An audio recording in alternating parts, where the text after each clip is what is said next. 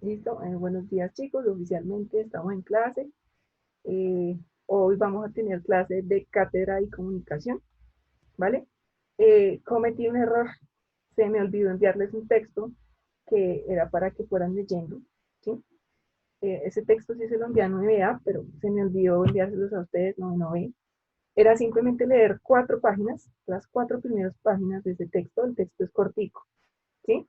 Entonces, pues al finalizar esta clase se los envío, pero pues ya no vamos a tener que leer 4 páginas, sino para dentro de 15 días ya vamos a tener que haber leído eh, más o menos 8 o 9 páginas del texto, ¿sí?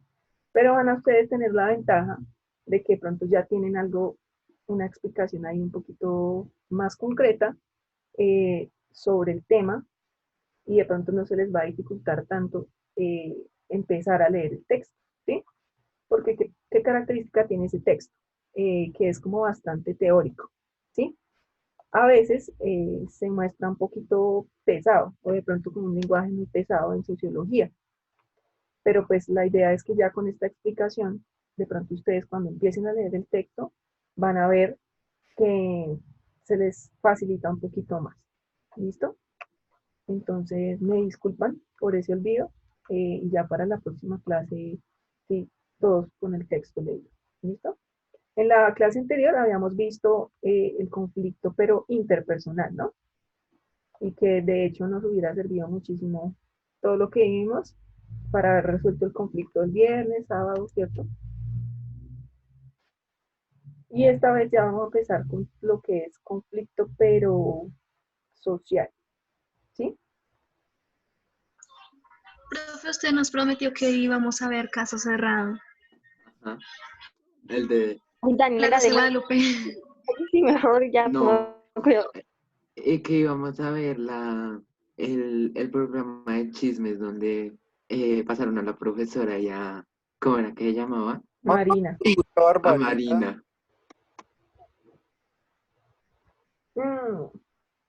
Si nos queda tiempo al final de la clase, lo vemos. Bueno. Ahí está colgado en YouTube. Porque si se desató una crítica grande y bueno, un debate. Pero pues eso era frente al conflicto interpersonal, que también Sí, se se dan estudia, ahí. también se estudia, digamos, frente a la sociología, y hay mucho teórico que estudia la resolución de conflicto interpersonal. Pero aquí ya empezamos a hablar de un conflicto social. Entonces, pues no sé qué se acuerden de cuál es la diferencia entre uno y otro, o la gran diferencia.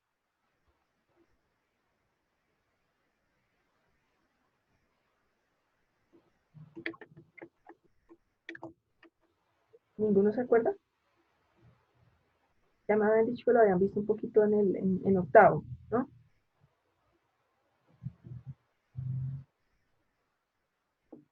Bueno. Entonces, básicamente, la diferencia entre el conflicto interpersonal y el conflicto social es la escala en la que sucede, ¿sí? Los conflictos interpersonales suceden siempre a escala individual, siempre se refieren a personas individuales. A pesar de que sea un grupo de pronto grande de personas que esté implicado en el conflicto, siempre hablamos de un conflicto interpersonal a nivel individual, de personas. 1, 2, 3, 4, 5, 20 personas implicadas en un conflicto. ¿Sí? Un conflicto de interés. Pero cuando hablamos de un conflicto social, ya no estamos hablando en una escala individual, sino que estamos hablando en una escala grupal, ¿sí?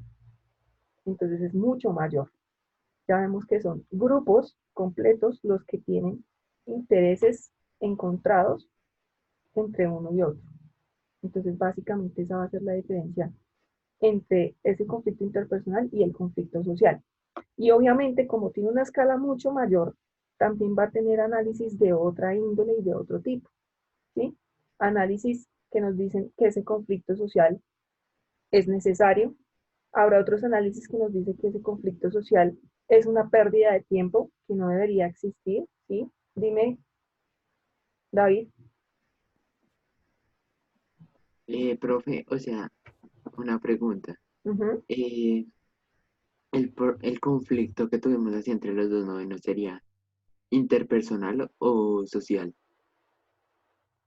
¿Tú qué crees? Que es social, ¿no? No, ese conflicto es interpersonal. A pesar de que fue entre varias personas y que hubo varios implicados, el conflicto siempre se mantuvo en lo personal, ¿sí? El conflicto siempre se mantuvo en usted me dijo, usted me hizo, eh, etc. Entonces, eso pues simplemente tiene una escala de lo individual. Pero si hubiera sido un conflicto de, no sé, salones contra directivas, ¿sí? Ya son como dos grupos sociales y el salón como tal tendría una posición y las directivas tendrían otra. Entonces ahí ya escala muchísimo más a un conflicto más de tipo social, porque estamos hablando ya de un grupo o de una clase, ¿sí? De un, ¿cómo sería el nombre? De un gremio, más o menos, ¿sí? Entonces, por ejemplo, el gremio de los camioneros contrata, el gremio de los docentes tiene problemas con tal, ¿sí? Entonces estamos hablando de una escala muchísimo mayor y ya no estamos hablando de una persona individual a la que podamos señalar y con la que se deba ir a mediar, ¿sí? Sino que estamos hablando de un colectivo completo que está haciendo fuerza para que cambie alguna cosa. Ahí digamos que los modelos de negociación también cambian, pero básicamente esa es la idea. Entonces no sé si me hago entender o si hay preguntas hasta el momento. Bueno, pero clarísimo.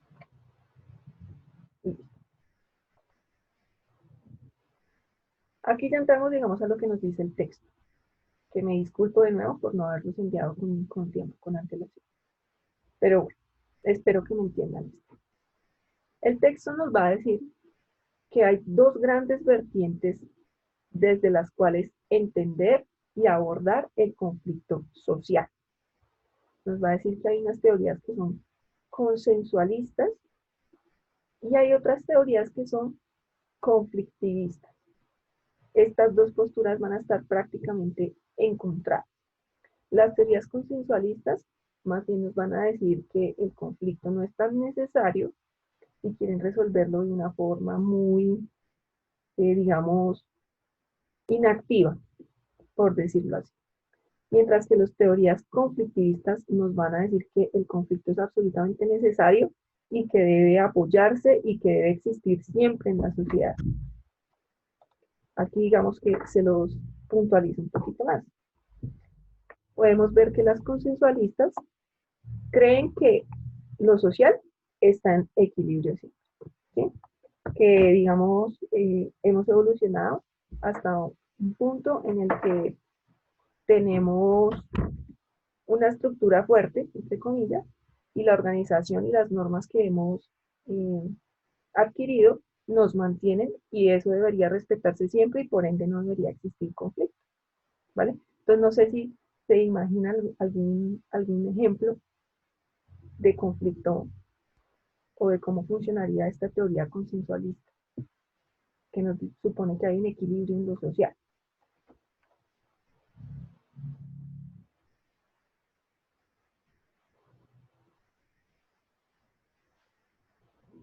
¿Cero? ¿No se lo imaginan? ¿No lo pueden materializar?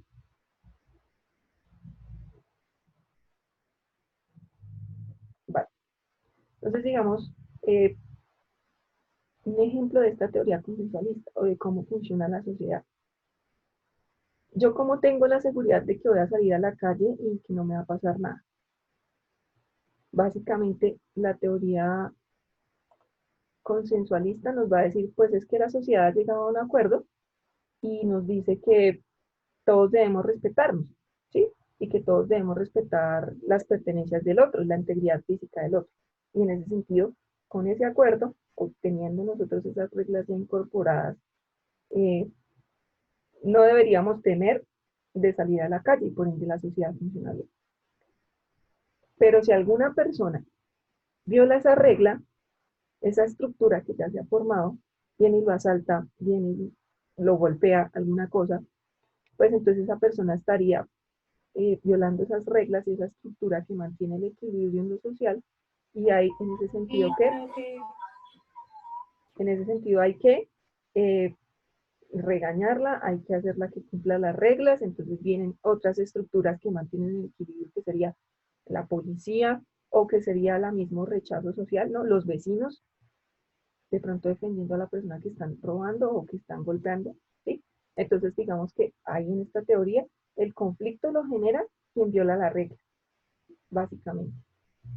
Si todos siguiéramos las reglas de esa estructura, no existiría conflicto para esta teoría, ¿vale?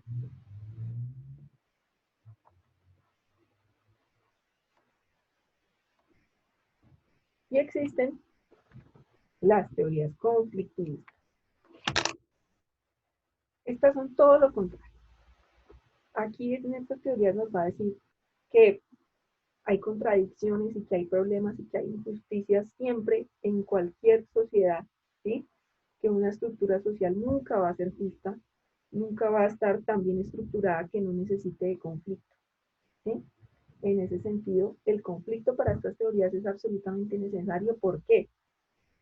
Porque digamos que la tensión que se genera entre intereses va a lograr que se llegue a otra dinámica social, que se cambien las cosas y que exista, por ende, otra forma de hacer y que se mejore en cierto sentido, o que se le dé más crédito a un grupo social.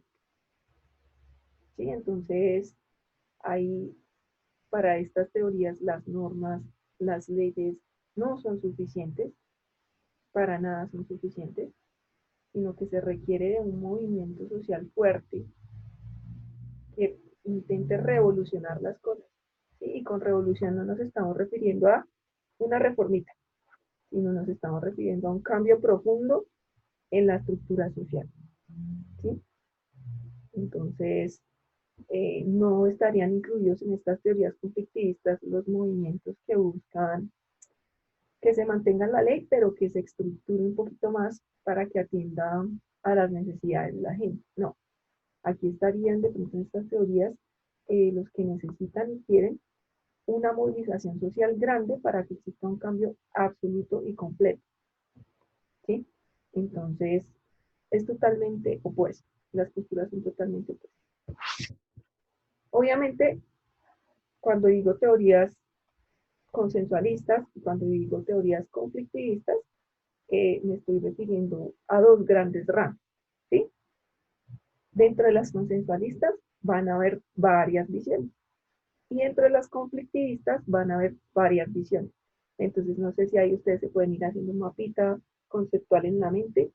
Entonces, teoría de conflicto social, saca dos ramas, teorías conflictivistas, teorías consensualistas, y de esas dos ramas vamos a empezar a ver esas teorías. ¿Listo? ¿Hasta ahí hay alguna pregunta? No. No, Pues señora. sí, yo vi pues un temas técnicos, así que se pasaba la consensualista o en esa. Que la verdad te lo pido que escuchen, no entendí. ¿La consensualista? ¿No alcanzaste a escuchar? No, profe. Vale. Teoría consensualista se refiere siempre a como la estructura social que hay, ¿sí? Ya que ya nos hemos organizado bastante bien y que con las reglas y lo que hemos organizado es suficiente para que no exista conflicto. Y el conflicto lo genera quien viola esas normas, ¿sí? Entonces el conflicto en una sociedad no debería existir, debería eliminarse. Entonces les daba el ejemplo de una persona que, bueno, otro ejemplo, se subió una persona a manosear gente en Transmilenio, está violando las reglas sociales que se han establecido, ¿sí? Sabemos que de pronto tenemos que respetar la integridad del otro, que pues a pesar de que hayamos apretados hay que intentar conservar la distancia o alguna cosa, ¿sí? Pero esta persona no acata esas reglas, no le importa el equilibrio social que existe o el acuerdo que existe implícito, porque nadie dijo me comprometo, ¿sí? Simplemente se nos enseñó que así era, y esta persona no lo respetó. Entonces ahí es cuando se genera el conflicto y ahí entran otras estructuras de lo social, ¿sí? Como la policía, a intentar mantener ese conflicto, ese equilibrio otra vez, como a restablecer. Entonces a sacar a esa persona del Transmilenio, a supuestamente judicializarla, pero sabemos que eso no sucede, ni lo multan ni nada. Entonces, pues, Digamos que para esas teorías consensualistas sería suficiente eso de la poligamia, pero para teoría conflictivista, ¿no?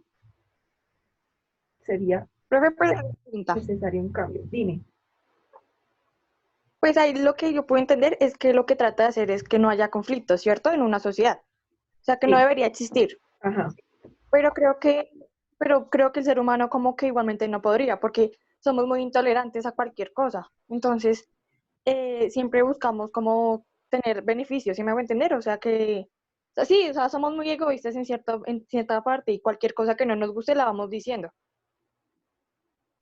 Sí, ahí sí ya tocaría como hacer una evaluación desde la psicología del ser humano, porque si digamos que una sociedad en la que no exista conflicto y todo el mundo acate las reglas, eso es utópico, eso no existe.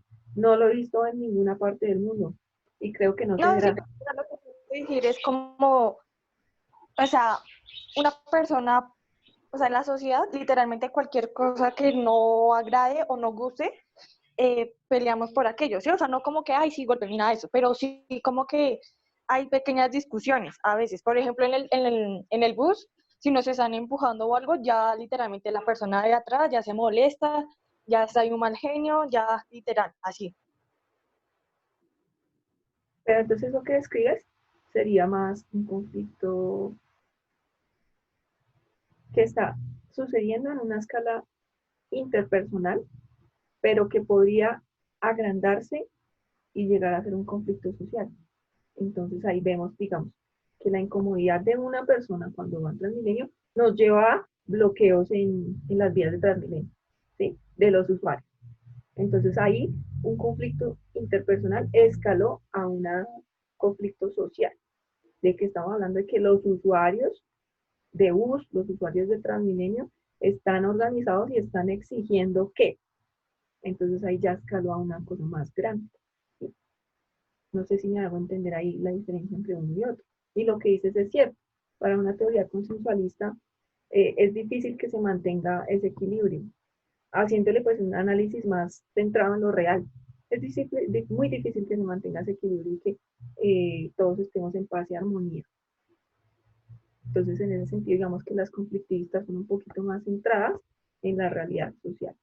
Nos queda un minuto, ya saben que si se cuelga, volvemos a unirnos, ¿listo? Kevin, creo que querías decir algo. Kevin, que me alzaste la manita, ¿no?